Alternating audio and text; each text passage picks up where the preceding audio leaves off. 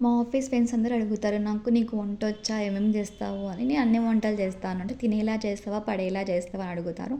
Almost నేను అన్ని వంటలు చేస్తాను. నాకు ఈ వంట రాదు అన్నట్టు నాకేమీ లేదు.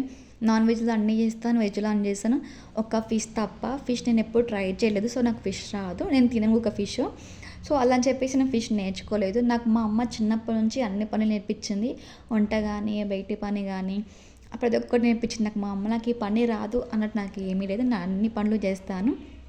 ఈ మధ్య నాకు టైం దొరకట్లేదు వంట చేయడానికి.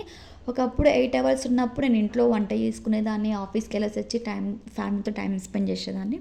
కలిసి తినేదాన్ని కూడక. ఈ 10 అవర్స్ అయ్యేటప్పటి నుంచి నేను ఫ్యామిలీతో సరిగ్గా బంద్ చేశాను. వంట చేయడం మానేశాను. కలిసి తినడం మానేశాను. సో, కొంచెం బిజీ అయిపోయాను నా వర్క్‌లో నేననమాట. ఎప్పుడొస్తున్నానో, ఎప్పుడు పోతున్నానో కూడా నాకే అర్థం కావట్లేదు. సో, అలా అని చెప్పేసి ఎప్పుడైనా వీక్ ఆఫ్ ఉన్నప్పుడు గానీ, నేను లీవ్స్‌లో ఉన్నప్పుడు మాత్రమే వంట చేస్తాను. సో, ఈరోజు మా నాన్నకి బగారా అండ్ చికెన్ చేయమని చెప్పిండు.